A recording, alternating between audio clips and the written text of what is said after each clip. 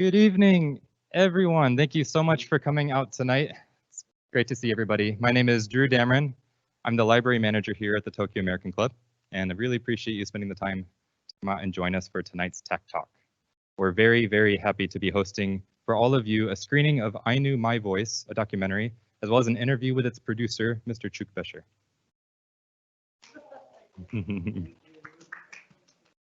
We'll start with a brief introduction to this documentary series by Mr. Besher, and then we'll watch the documentary.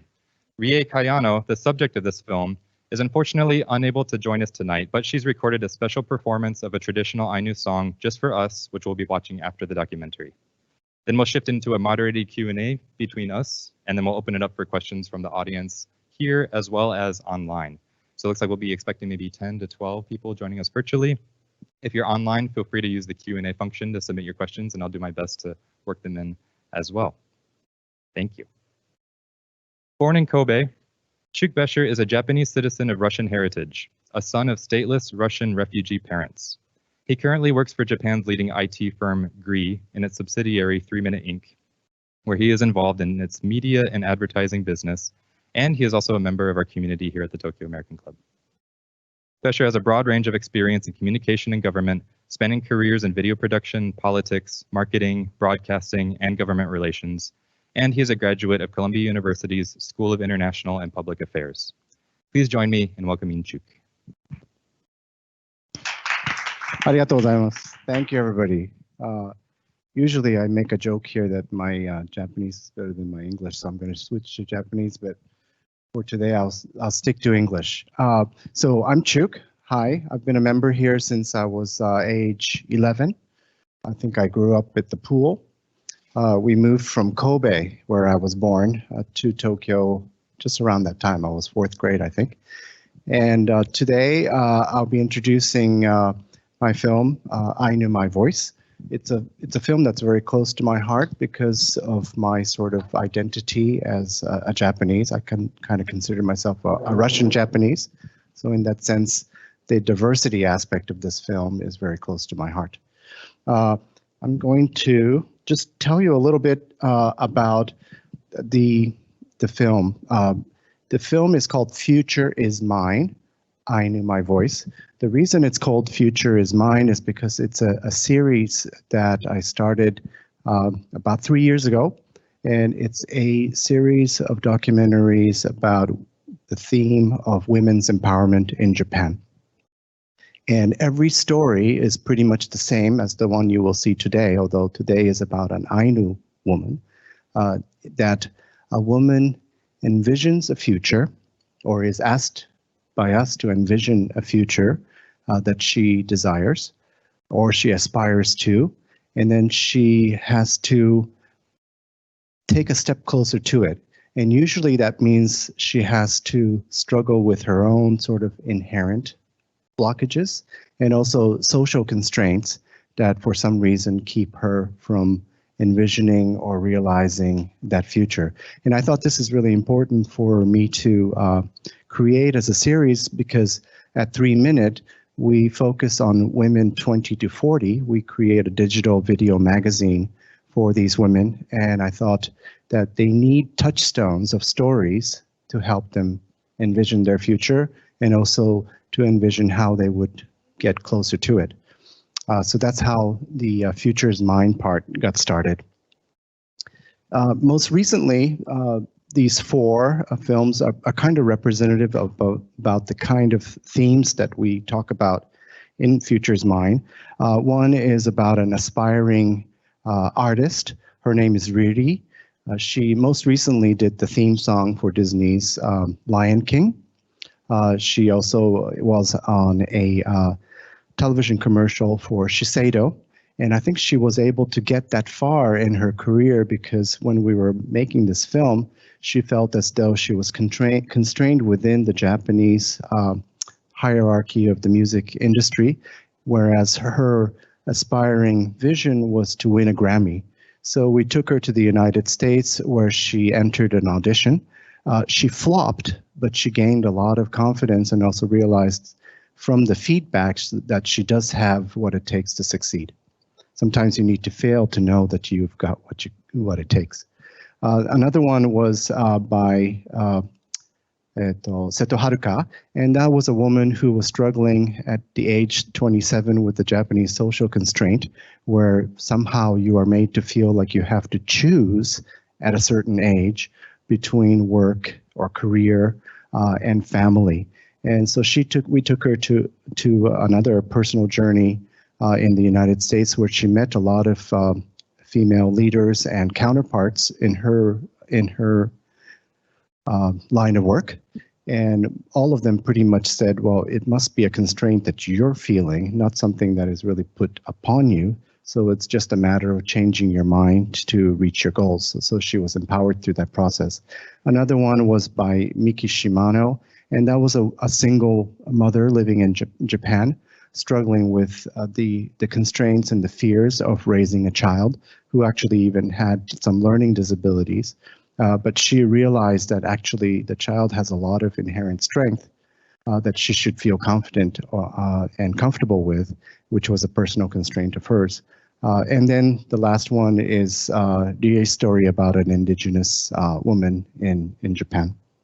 So I also wanted to kind of tell you that I'm sort of trying to now combine the storytelling about women's empowerment with the diversity theme in Japan. Of course, women's empowerment is part of the diversity theme in Japan, but I thought it's really interesting. We had a lot of success with this film because we combined her,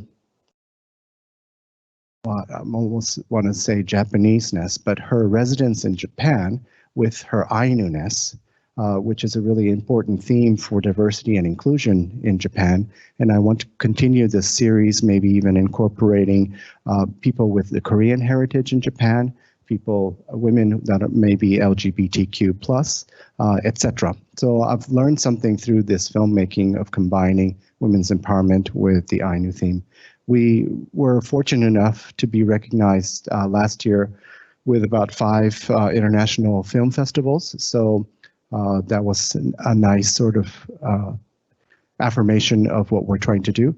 And you can see this film on YouTube. You can go back and just Google Ainu My Voice and you will find it. Or on Hulu, we just have released a long version, about 40 minutes just came out on Hulu on International Women's Day. So without further ado, please enjoy the film and we can talk a little more about it after it's done. Thank you. 夢は歌手になりたいです。好きな歌手は安室奈美恵ちゃんです。女優になっていろんなドラマや映画に出てみたいです。アパレルの仕事ができたらいいなと思ってます。なんだろう、幸せになりたいです。夢、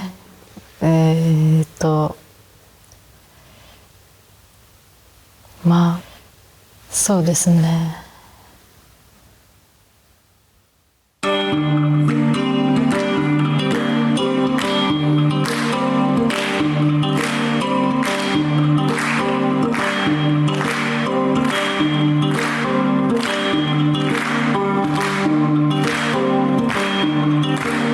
すごいちっちゃい時は安室ちゃんみたいになりたかったかななんか歌って踊れる人みたいな。うちのお母さんとかお姉ちゃんがアイヌの踊りを踊っていたので、物心ついた時には私も真似して踊っていたし、踊ったらすごいみたいな感じで言われるので、すごいいい気分になって踊ってたんですよね。小学生になってちょっとこうアイヌアイヌって言われたりするので、なんでアイヌなんだろう私っていうので、アイヌである自分が嫌いになったんですけど、それが18歳までずっと続いてましたけど、札幌に18歳で出た時にアイヌの話を気兼ねなくできる友達ができて、アイヌ文化を楽しんでいた時の自分を思い出して、で沖さんのやつを見て私もやってみたいなと思って、沖さんのライブを見終わった後に挨拶に行ったら、なんか歌やりたいんだってみたいな感じで、よろしくみたいな感じでそのまま入ることになりました。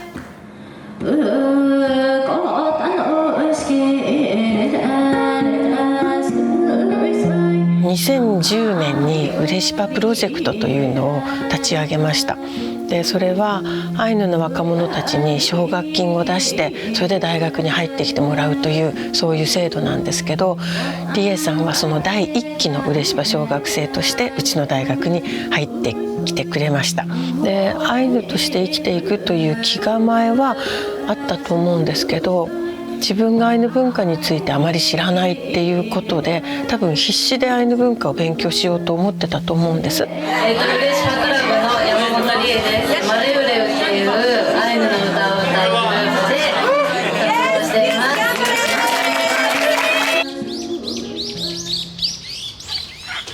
す。娘を産んでから今までの人生がすごい一瞬に感じて、このままだと何もできずに死んじゃうなと思って、あっという間に終わっちゃう、このままでいいんだろうかっていうのはすごい産んでから思いましたね。今あんまりマレウレウとしても活動してなくて、ゲストハウスの仕事ばっかりしていて、でゲストハウスと家の行き来しかしなくなったら、やっぱりこう歌とか交渉文芸とかをもっとやりたいなっていうふうに思ってきて、それで食べていけたらなんか言うことないなっていうふうに思って。ねかといる近くに姉はくしたパエカンルエねせこせいぱん裏目ところうわんてくにパネルエねせころかいぺうたえかねぬねうわくねぺとんまきやねひけアイヌとは北海道を中心として独自の文化を育んできた日本の先住民族。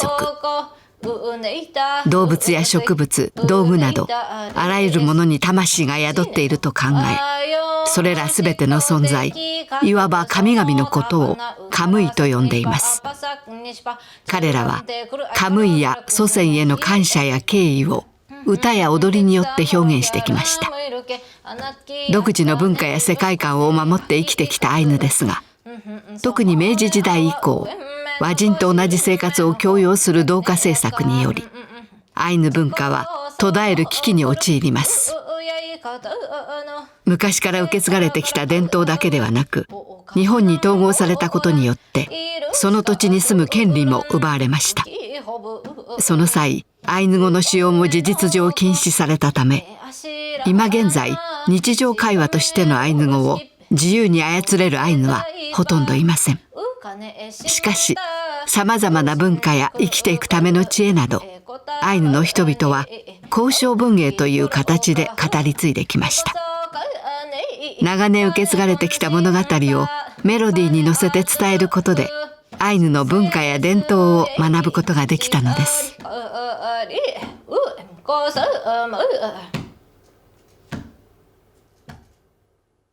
もっといろいろやらなきゃいけないだろうなと思うけど、どう動いたらいいんだろうっていうことばっかり考えてて、何かしなきゃいけないんじゃないかなって思ってた時に、なんかフロリダに行ってセミノール族となんかお話をするっていうこのフロリダ行きの話があったので、参加して自分がこれからどうしていきたいのかっていうのをここで見つけれたらなと思いました。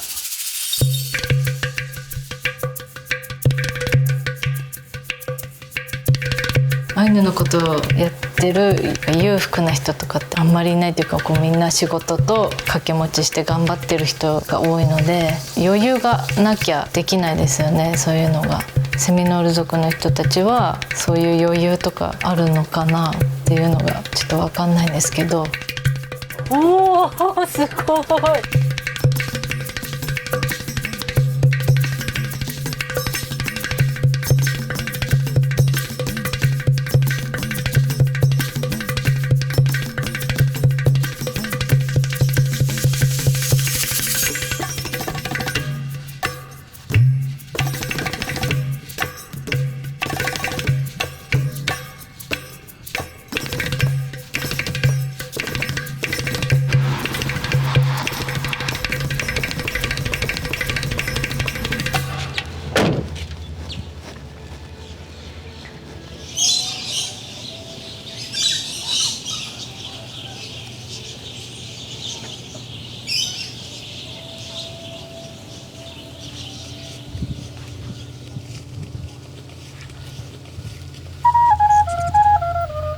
Jantan mo chocep tante kotan ima hocep oshonotan. Iran karapte akan kotan taskupe kunewa kaya no Rie sekoro kurehean. Welcome to South Florida, the land of the Seminoles. This land is very important to us. We turned to the Everglades during our wars. The harsh nature protected us and gave new life to our culture and people. We now fight to preserve it as part of our own wellness.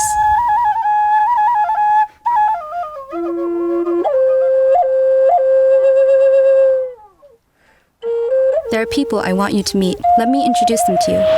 I believe they will be helpful to your journey of empowerment.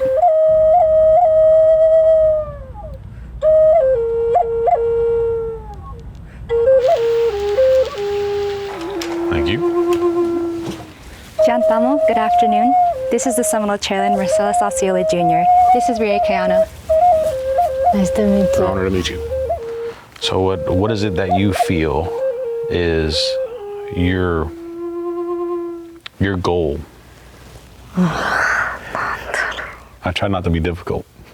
10年ぐらい前はすごいアイヌ文化を広める活動に力を入れてたんですけど、頑張っても意味ないんじゃないかと思ってちょっと心が折れていたんですね。最近子供を産んでからこのままでいいんだろうかっていうふうに気持ちが変わってきてて、そんな時にこの旅のお話が来たので。I too shared that same struggle as you did not too many years ago, but it's how we get up when we fall down.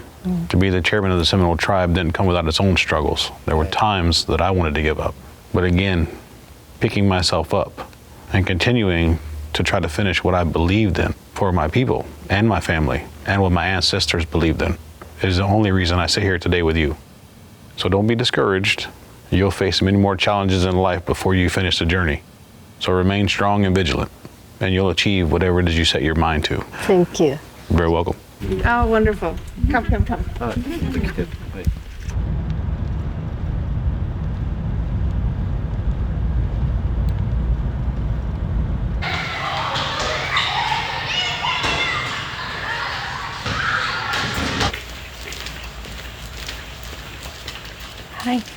Hi, Riya. My name is Emma Brown. My name is Riya. Nice to meet you, Riya. Nice to meet you. Welcome to Pimayeta Imahaga Charter School. So now we're going to go into our immersion classroom. No English, only the Creek language.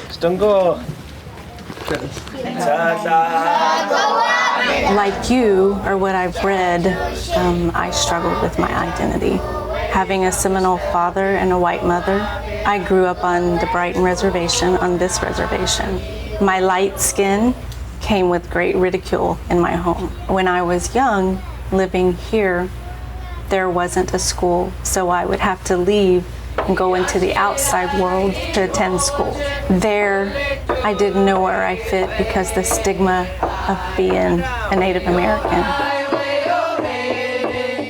英語喋っちゃいけないのにそのクリーク語だけで会話をして笑ってたりしたので、アイヌではそういうところあまり見たことがないのですごく感動しました。I can tell you that our elders wondered if we would ever have this. There was such a huge gap to eradicate the Indian, to remove the Indian from the child, that now we are fighting to preserve that. And so it can be done. You are right where we started. It probably seems like a distant dream that can't be done, but it can. And what you saw today is proof of starting with almost nothing to having our language being revitalized and brought back. But it takes people like you to believe that, to know that, and to carry that forward. So now the whole school wants to greet you and tell you hello. Okay. So we're going to walk around the school and greet the kids. Okay. Estango, Iran karapte. 1, 2, 3, konnichiwa, yokoso.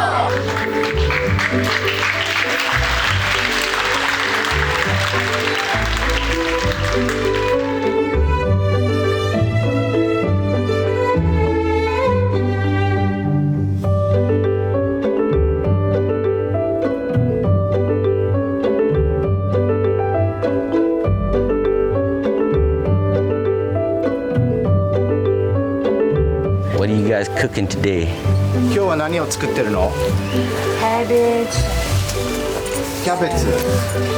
Beef stew and rice. ビーフシチュー。ご飯。Green beans, corn.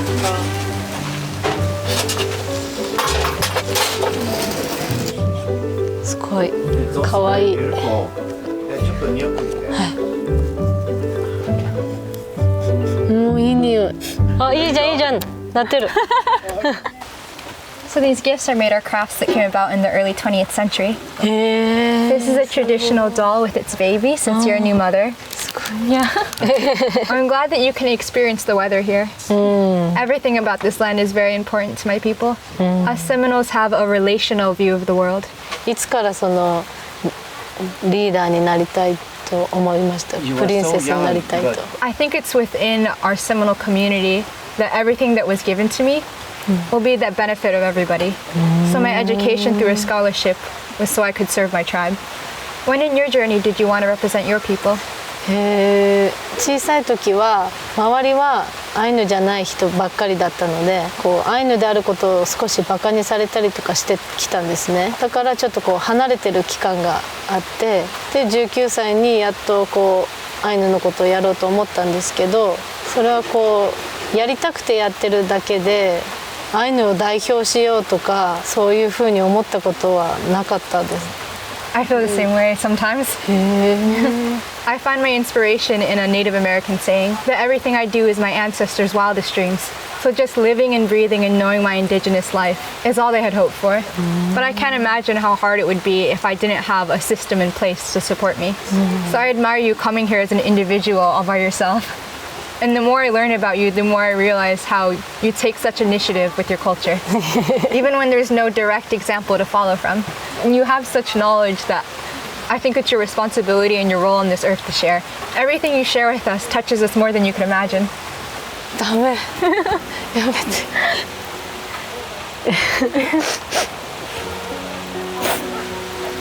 なんか私もアイヌ文化もジュランテさんみたいな人が育つような環境にしていきたいなと思いました。発言は苦手だから表現し続けていこうかな。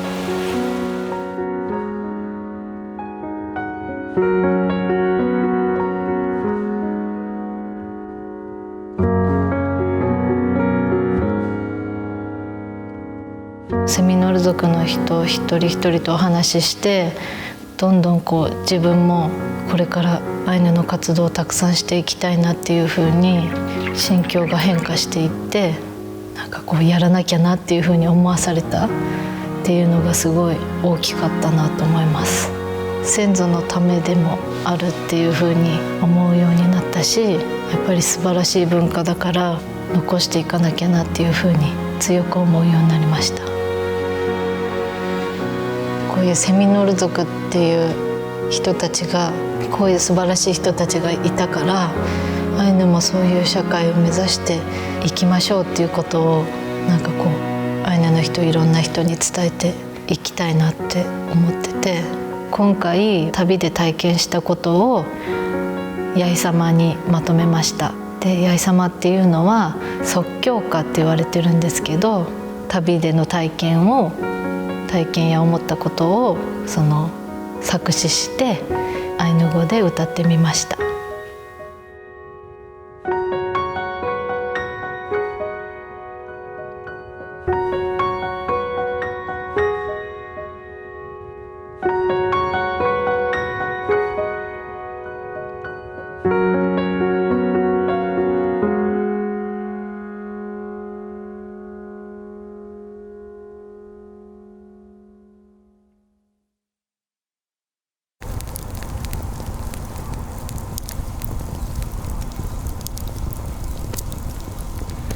Saman ina atu atui penduru le atui penduru kuchin kamare seminoru ani ure koro utara kuetu nan karata no kai utara ketum pirika ya yo tuashno Uyainu hi uke utumu うおべかのあんこらちえくこやいかたぬくからくすねあろぴたのくころをいらべそもたばんなくしんりちラベねくしゅぴりかあしかんくからはねちらむりてんかあにくぬわたばんいたくぼうたりくぬれるすいあにくやいこといましらむすえやいさまねいなほれいほれんなやいさまねいなほれいほれいたん。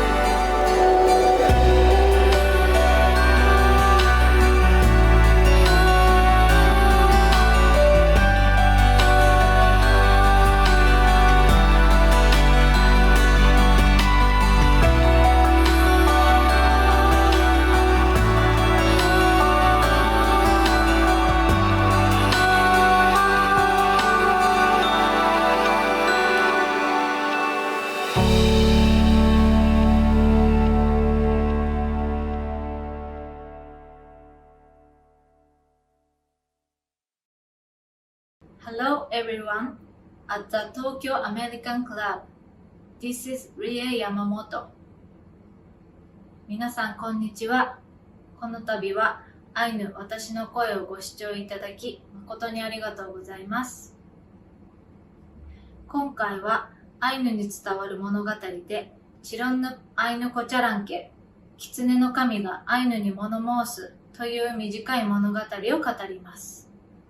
あらすじを説明します。主人公の狐の神は一匹の鮭を人間から取って食べただけなのに人間たちからひどく罵倒されました。人間が鮭を川に遡上させたわけじゃないのに川の神が毎年決まった数の鮭を登らせているのにどうして私があんな悪い言葉、汚い言葉を言われるのかと文句を言っている夢を一人のアイヌに見せました。夢を見たアイヌは、狐が言っていることは全くその通りだと思ったので、アイヌみんなで話し合い、謝罪をしたというお話です。食べ物や自然は人間だけじゃなく、動物たちのものでもあるということを教えてくれる物語です。それではお聞きください。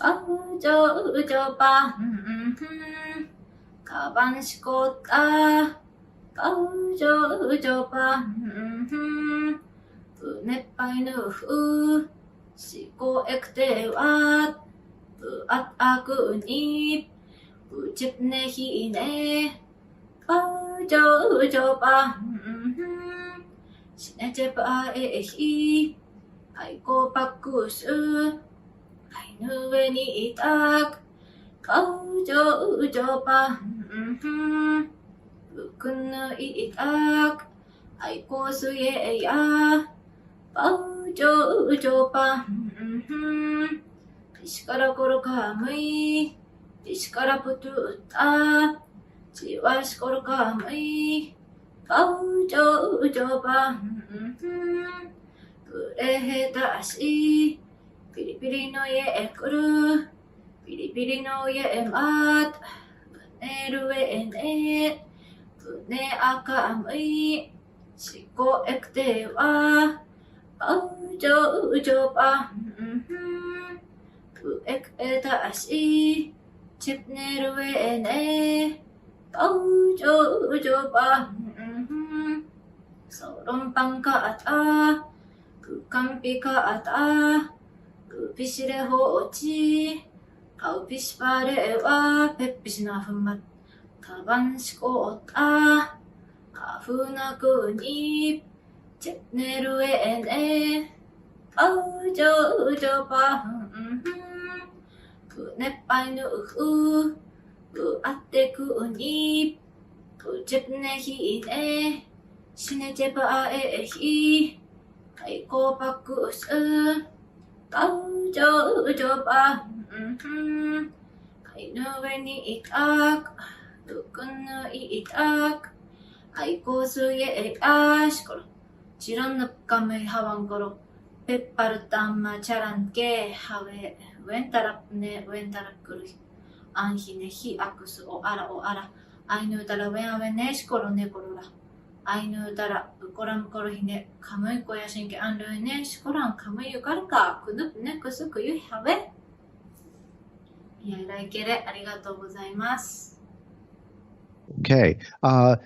We were going to just switch right away to panel discussion and some Q&A, but there's just sort of one thing I wanted to touch upon before we move on to that. And it came about from, perhaps you've been following the news, about a week ago Friday, so a little over a week, on Nippon Television, which is Japan's sort of most watched private terrestrial channel. It has a morning TV program, a kind of like a Good Morning America of Japan, called Sukkiri. And within that program, our documentary was being introduced as like the feature film that's now available in long format on Hulu. And it was introduced by a Japanese comedian who is in charge of that sort of 3-minute part of the morning segment. And he claims to have inadvertently made this remark, which is a very racist and discriminatory remark towards the Ainu. He made a pun, a joke, saying, I saw this film and it made me imagine an animal. Ainu, oh, dog. And that's what the Ainu's been called since around the Meiji Restoration. They were referred to as dogs. And he made this joke on national television. Probably 5 years ago, 10 years ago, 20 years ago, it would have just passed with one simple, that was an inappropriate remark. We will strive not to repeat that again. But something is changing in Japan. One is women are being empowered. So there's a different set of consciousness available for deciphering issues. And the other one is, I think Japan is recognizing its inherent diversity. People of mixed heritage, people of different gender orientations, people like me coming and claiming to be Japanese, and also, of course, the Ainu in 2019, so about 2 years ago, were recognized by the Japanese government as the indigenous people of Japan. So all of these sort of background situations or circumstances has really alerted the Japanese populace that this is a fundamental structural issue, kind of like the Black Lives Matter in the United States, and people are starting to consider it. And I'm very pleased about that because I think probably Japan's issues in contemporary times cannot be addressed or overcome. For example, the aging society cannot be addressed and overcome without Japan being much more comfortable and cognizant about its inherent diversity. I identified, sort of through my studies at Columbia, which was really about this topic at the end of the day, 5 elements that I just wanted to touch on. Each one of this is probably a 2-hour lecture. I'm not a lecturer or a college professor, but just wanted to alert you of what I identified as the 5 components of this Ainu racism and discrimination that probably, I would give him the benefit of the doubt, happened through ignorance. One is really that this is a modern history of Japan of a structural discrimination. The one element that is really important to be mindful of is the Japan myth creation. Well, what is that? When 1868 rolled around, Japan was very concerned, and rightfully so, that it may be colonized by US and European forces that were colonizing most of Asia at that time. So the people that restored Meiji rule in Japan had to unify Japan. And the way they did it was twofold. One is establish what I call the Meiji Patriarchy. It's a system of thought or an ideology that the nation state is a family, kokka. A family for the Meiji government was very important to be led by a male patriarch, the father. The symbolic father of Japan at that time was established as the Meiji emperor. Despite the fact that there were 8 to 9 women serving as emperors since the ancient times up through the Meiji period, women emperors were consciously outlawed at that time. The imperial edict law passed outlawing women because it was important that the father, the emperor, also be the general for the nation to lead it to safety. You could not have women in that role. In those days, that was the preconception. And this kind of pyramid structure of Japan was established at that time. You listen to what the father says, next you listen to what the older brother says, and then so on and so forth. Women were at the very bottom of the ladder, and as a family, you had to fear and be concerned with alien elements. And unfortunately, the Ainu fed into that sort of narrative. The other thing was that although it was still weak during the Meiji period, Taisho period, the idea that there is this mythological thing of 100% Japanese, that if you saw him, her, you could know him, her as Japanese, that almost there is a color of blood that is Japanese. If you were to do an autopsy, you would know through the innards that they were Japanese. This became especially strong right after the war, when Japan as a society kind of was collapsing in its ideology. The patriarchy started to be shaken.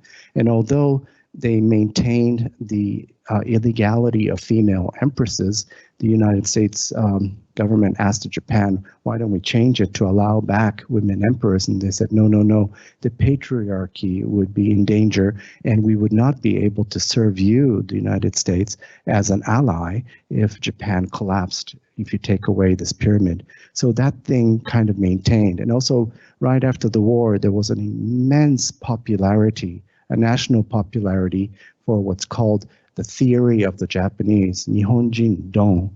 All sorts of literature, film, newspaper reportings, stories, lectures, university courses popped up, which ascertained and reconfirmed this idea that there is this thing called 100% Japanese.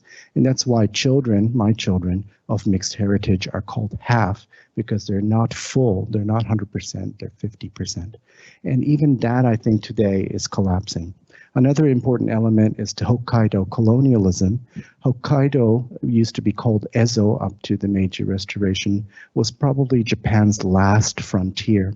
And desperate people from all around the Japanese archipelago, places like Shikoku, Chugoku Chiho, areas around Hiroshima, Nagasaki, Kyushu, who were in desperate straits, suffering for things like hunger and starvation, were encouraged, or sometimes actually forced, to move to Hokkaido and develop the land. Not unlike what happened with the Western movement within the United States, or the Eastern movement within Russia, where the uncharted territories needed to be colonized or settled.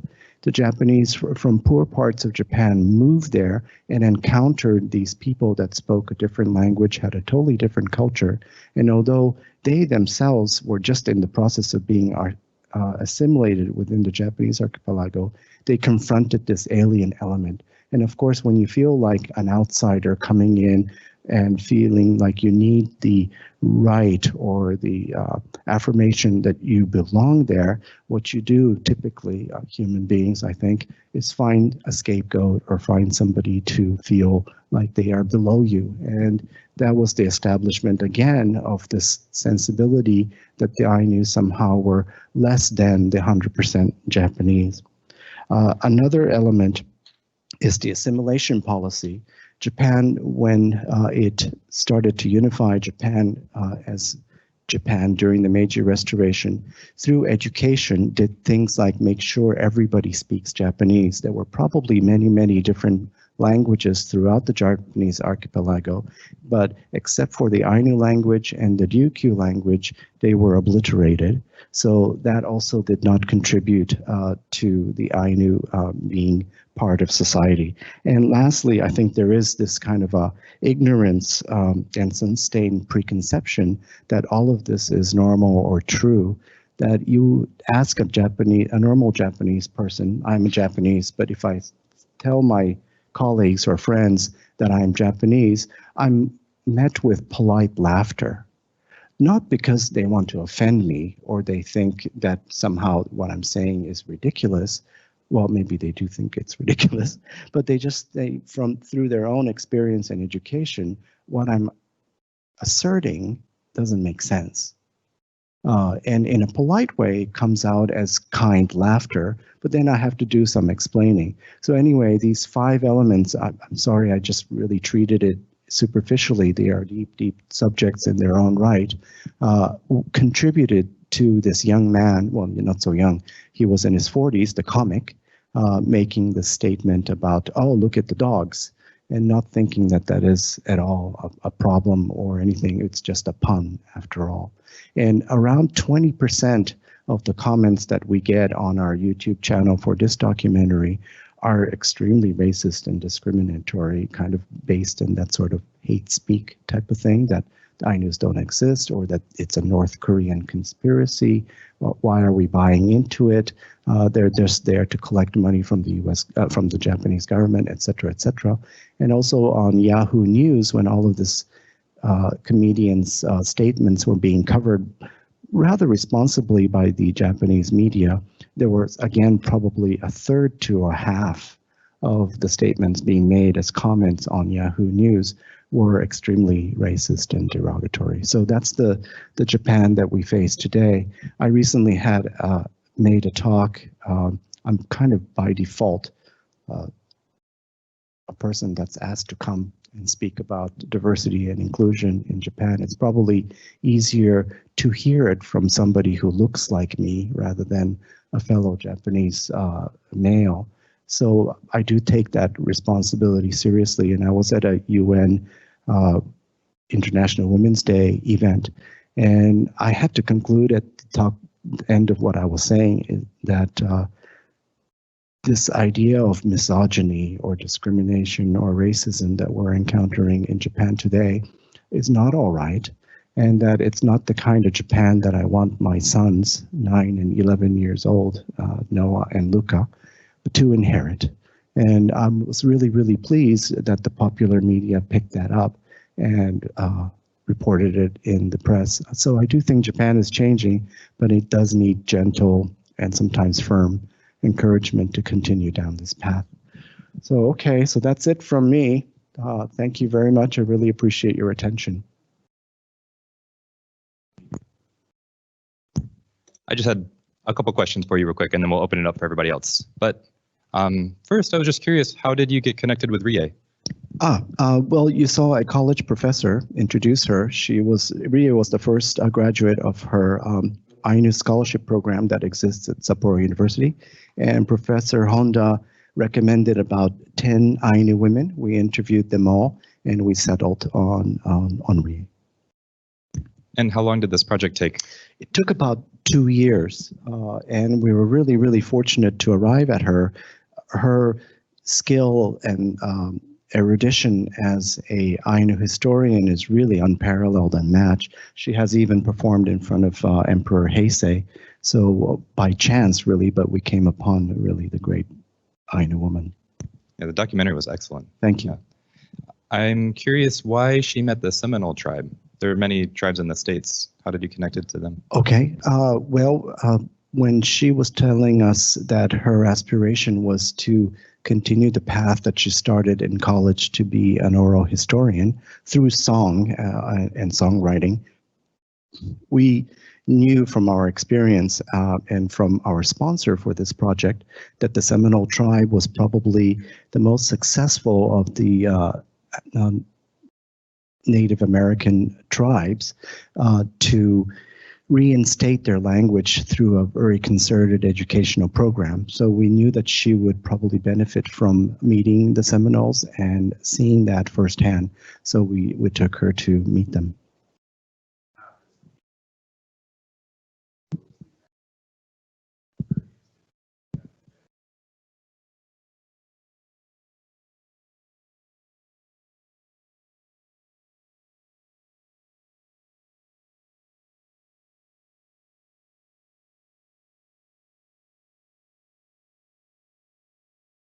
Yes.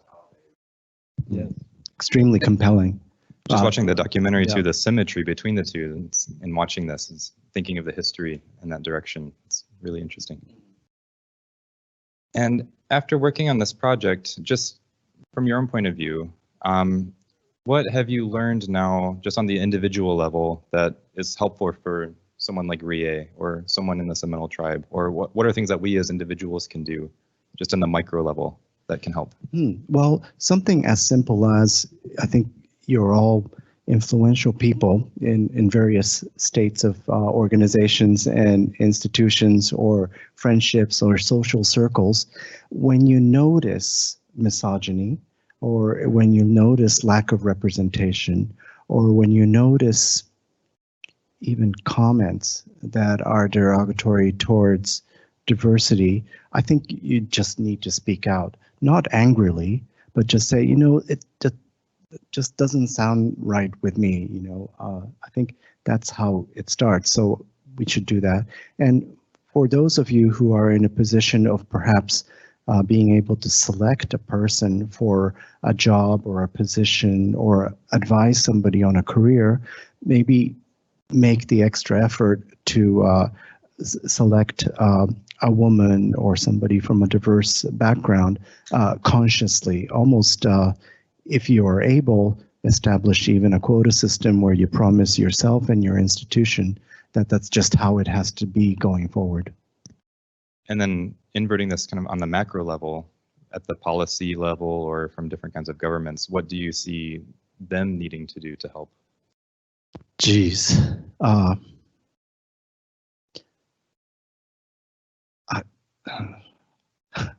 am on camera, but again, I need to speak out. I think it is, as a Japanese national, as a voting Japanese person, I'm extremely disappointed that the status quo Japanese government ruling party, for example, as it's pushing women's empowerment policies, womenomics, for example, things like that, do not promise themselves, for example, a quota. I think only 10% of members of parliament represented today are women or of a diverse background. So that's just not acceptable. I mean, be the role model to set a quota system and abide by that. I think that's immediately what's necessary. Another one is that I think it should come to terms with the fact that it took until 2019 to recognize the Ainu as an indigenous people of Japan. I am absolutely certain that the only reason they came to that decision policy-wise was because Tokyo 2020 was coming up. Thank you. Thank you. Yeah, if you want to be a host, you have to abide by the host's rules. And there also has not been an opening ceremony, I think, since, I don't know, Jeff, correct me, Calgary or some Olympics, 50, 60 years ago, where the opening ceremony did not highlight the indigenous culture and heritage of the modern state that is hosting the Olympics. And I think Japan was not really prepared to do that. And some of the news that we're receiving as recently as right before the Olympics was canceled was that we didn't have time enough to include the Ainu or the indigenous element into the opening ceremony. So sorry. So I think, well, you know, I don't know. Let's see. Let's see. Thank you. Yeah, we can definitely open it up for questions. So I've got a microphone here and a microphone here. They need to be turned on. So I please turn don't them on know even before if you we ask. need a microphone, but yeah. For those virtual, then I hear you. they'll I need hear to- you, and I feel the passion and the eagerness to. Oh, for the Zoom. Oh. I was just Can you tell me who wondering- you are? Yes, I'm Regine. Regine. Yes, and I am wondering, so you said the Ainu are mostly living in Hokkaido, if I understand correctly? I think it's really hard to determine. There That probably is- are more Ainus in metropolitan areas like Tokyo, but they tend not to identify themselves. Okay, that as is my Ainu. question, because I wanted to know, are there any numbers that exist that we know approximately how many of them are living according to the Ainu culture? Oh, living according to Ainu culture would be What the extremely, protagonist is extremely small. Even Rie is extremely rare in that she has taken a concerted effort to study the Ainu language and its history, etc. It's because of her family background. Yes. The Hokkaido government, Hokkaido-cho, census a couple of years ago said that there were 13,000 Ainus registered or recognized as Ainus, but in Japan. But that number decreased from the 27,000 a couple of years before surveyed. So unless there was some kind of a mass extinction that we all didn't hear about, why did it go down to 13,000? But Tokyo University several years ago did a DNA survey, and they were able to determine that the residents of the Japanese archipelago, including me, when tested, our DNA had about 30% overlap with the Jomon remains that were excavated. And I think the Jomon probably were the first set of people in those days. There was an ice age, so they probably just walked across the ice to the Japanese archipelago. And the Ainu overlap with the Jomon is about 80%. Wow. So I don't know, somebody please do the math. Some people have told me, some professors have told me that probably not a bad estimation would be 250,000 people just in the, for example, metropolitan Tokyo area alone that have Ainu heritage. The Ainu, because they were so poor in desperate economic states, many of them during trying times, like many other people from Tohoku or Kyushu, would come to build cities and highways and airports in places like Tokyo and Osaka and Nagoya, and they just settled there. So, you know, you go figure, but 30% of Japan might be Ainu roots. Okay, and I mean last, how old is the protagonist and what is she doing actively at the moment? Is she working to further acknowledgement for her culture, or what is she currently She's doing? married to an Ainu man from a very famous family background. Her maiden name is Yamamoto. Her married name is Kayano. The Kayano family's grandfather, so the grandfather of her husband, used to be the first member of parliament that was Ainu. And she lives in that household community. She works as both an operator of a bed and breakfast with her husband. Yeah. And where you saw her changing the sheets. Exactly. And she also works as an Ainu language teacher. So thanks to this trip, she was able to at least start working towards that dream that she has. So she's still actively promoting the culture and being involved. Okay. Yes.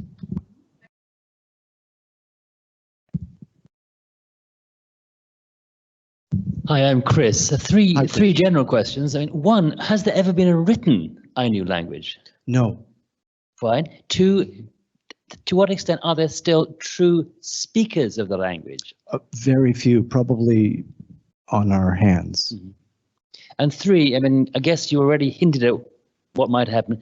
Beyond recognition in 2019, what are the next steps? I mean, how much money and effort is the Japanese government or the Hokkaido authorities putting into developing, maintaining, retaining the language and the culture? You mean reparations, like land being returned, or the language? Well, in the Seminal reservation, clearly a lot of money had gone into that. Is there anything remotely similar? No. In the Ainu context? No. I mean, the Japanese government budget, Shuya, is what, 6 billion yen. 6 billion yen to promote Ainu understanding. This was written into the Ainu new law, but half of the 6 billion went into a museum being built, so that was infrastructure building. I think 4 million yen to promote Ainu culture and understanding. 4 million yen, $30,000 through advertising. And then, really hard to know where the rest of the money is going. So that's about the money. The reason the Seminoles are so empowered is because since the 1920s, they were involved with the tourism boom of Florida. They had initially, like Princess Durante suggested, fled into the Everglades. But during the 1920s, as the nouveau riche from eastern United States, places like New Jersey, Massachusetts, New York, came to vacation or retire in Florida, they came out to provide tourism services. They saved their money. And then when it became okay to engage in things like lottery and high stakes bingo, they started a high stakes bingo. And the reason they were able to do that was through their interaction with the Eastern United States establishment. They learned the laws, and they went through the Supreme Court of the United States to get recognition as an indigenous people of the United States, and were able to reclaim land on which they did things like tourism and high stakes bingo. And in those days, you saw that guitar building. That is the Hard Rock Seminole Hotel and Casino. The Seminoles, they saved their money from tour. They have this kind of like a social, communal mentality towards the money that they generate among each other. They saved the money to acquire the Hard Rock franchise of all the cafes, hotels, casinos around the world. I think they paid 900 oku yenっていくらだったっけ? No. $900 million. So almost $1 billion from around 15. They did this about 15 years ago. So they saved up almost $1 billion to buy a brand so that they can then expand this worldwide. So they own the Hard Rock franchise 100%.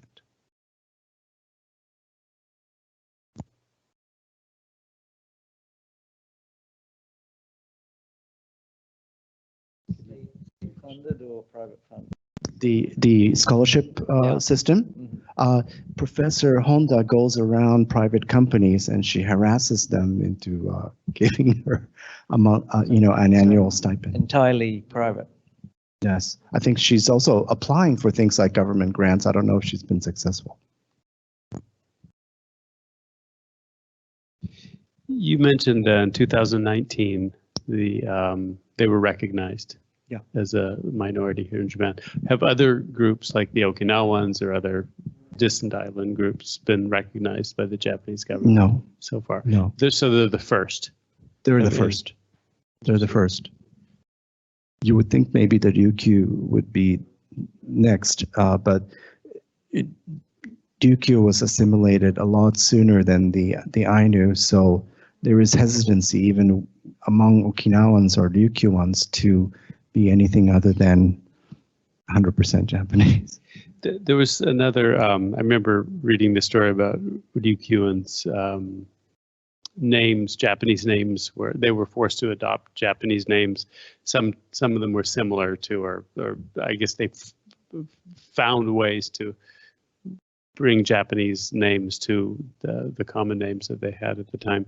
Did they do the same with Hokkaido or with Ainu? Yes, yes. The name, well, all of You mentioned Japan Yamamoto in that and- sense was, there were no last names before Meiji Restoration, at least for the common man, but that was instituted as people with the family registrar, part of this patriarchal system that was incorporated. Everybody had to belong to a family with a family name. That was a modern invention. Same time that the rest of Japan That's right. started adopting family names. That's right. I see. That's right. Ryukyu was colonized before Meiji. So, yeah. Thank you very much. We got time for maybe one more question. Hi, my name is Risa. Hi, This is Lisa. really random, but Yeah. the other day, a friend of ours forwarded an article about the only Ainu restaurant in Tokyo. Yeah. Have you been there? It's You called know- Harukar. Yes, I made a reservation Harukor. for March last year, and right when the emergency decree was passed, so I canceled and I haven't remade it. But I'm really anxious to. It's in Shin-Okubo, in Shinjuku.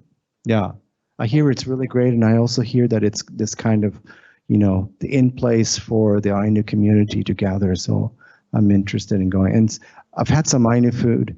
I really, really highly recommend all of you, if you get a chance, if you're going to choose one place to go and learn about the Ainu, or really kind of absorb it through the environment and the nature and everything that's important to the Ainu, go to Akan. It's in northeastern Hokkaido. You fly to Kushiro, about an hour and a half. And then what, Jeff, we rented a car and, 15-minute car ride. No, that's a different place. The museum, I'm sorry to say, has no soul. Yes, rather soulless. A lot of good historical stuff and the really, world-class artifacts and things like that. But, it's a bit painful to be there for too long. You should see it. But Akan, A-K-A-N. Oh, museum is Upapoi. It's in Shiraoi. It's about from Sapporo, about an hour drive? Oh, from Shinchitose, about an hour, less than an hour drive. Kind of southwestward. Yeah.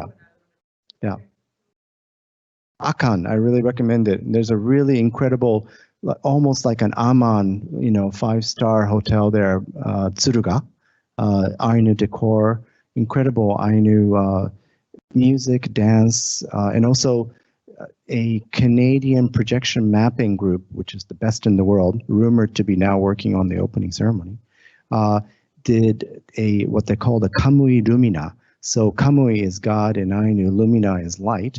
You walk through the forest at night for about 30 minutes and you encounter an Ainu mythical story as you walk through, and that's something really to behold. So especially if you have kids, highly recommend it. Yeah, Akan. So maybe, Drew, you should plan a TAC tour. Yeah. It's great if I can go too. Yeah, definitely. Done. Thank you so And much there's for the some books on the Ainu over there in the corner. You can just kind of, don't swipe it. Thank you very much, Chuk. everybody. Thank you, Chuk. ありがとうございました。